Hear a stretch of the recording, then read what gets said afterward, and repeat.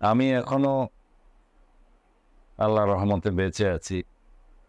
যারা আমার সহকর্মীরা, আমাদের অনেক নেতাকর্মী, অনেক রাজনৈতিক কর্মী, বিভিন্ন পেশায় শ্রেণী-পেশায় নিয়োজিত, এমনকি সাংবাদিকরা সহ যারা গুমের শিকার হয়েছেন, তারা অনেকেই হয়তো আমার মতো সৌভাগ্যবান নয় যে তারা এখনো ট্রেসড হয়েছেন বা তাদেরকে খুঁজে পাওয়া গেছে বা জীবিত আছে। অনেকেই অত সৌভাগ্যবান হতে পারেননি।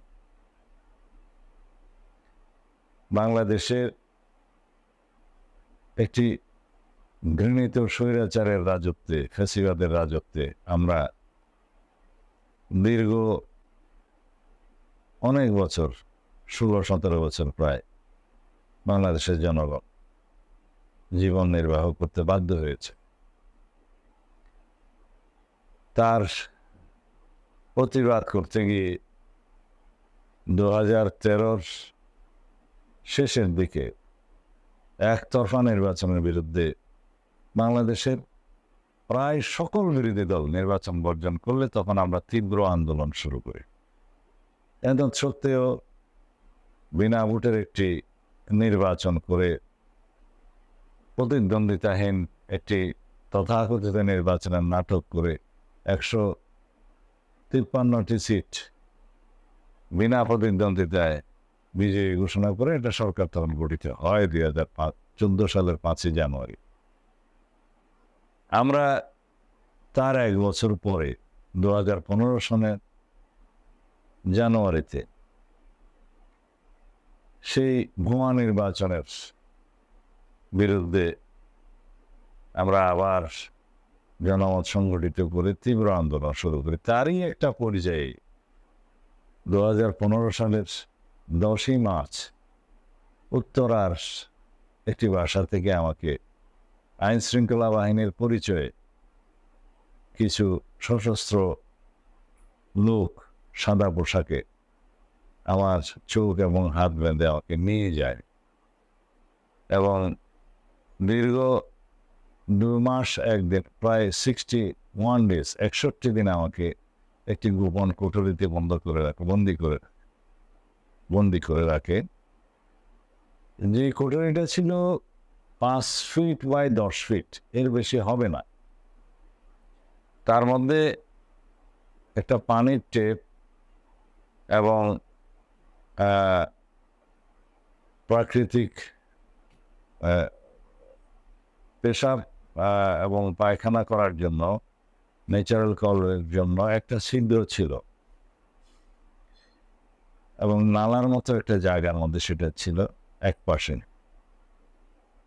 সেই রুমে একটা হাই পাওয়ার ভাল্ব ছিল, বাতি, স্টিলের দরজার নিচে খাবার দাবার দেওয়ার জন্য একটু জায়গা ছিল।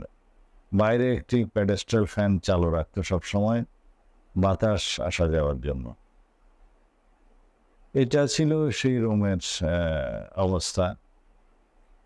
এই 2 মাসের মধ্যে আমাকে কোনোদিনই রুম থেকে বের করেনি, কেবল একদিন রুমটা পরিষ্কার করার জন্য রুমের বাইরে কিছু করার জন্য নিয়ে আসা হয়েছিল। এই অবস্থায় আমি আমার শরীরের সমস্ত জায়গায় চর্মরোগ হয়ে যায়।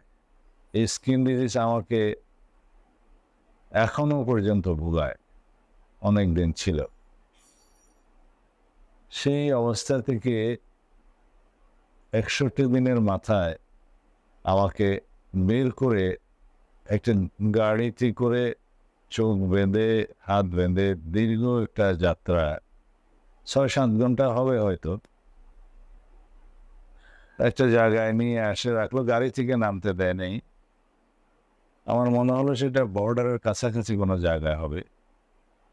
ঠিক সময়ের অনুমান করে বলতে পারি যে মধ্যরাতের দিকে তারা আমাকে কিছুদূর গাড়িতে কিছুদূর পায়ে হাঁটিয়ে এটা ক্রস করা একটা জায়গা, ওইটাই বর্ডার হবে হয়তো,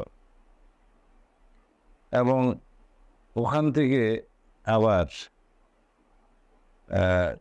3 ঘন্টার মতো বা 4 ঘন্টার মতো সময় হবে ওখান থেকে গাড়ি চালিয়ে আমাকে ফেলে আসে হাত বাঁধা, চোখ বাঁধা অবস্থায় শিলংয়ের একটা জায়গা, পরে জানতে পেরেছি ওটা গলফ লিঙ্ক, একটা বড় মাঠের মধ্যে ঘুরে ওখানে নামিয়ে দিয়ে বলে যে ইউ আর ফ্রি নাও।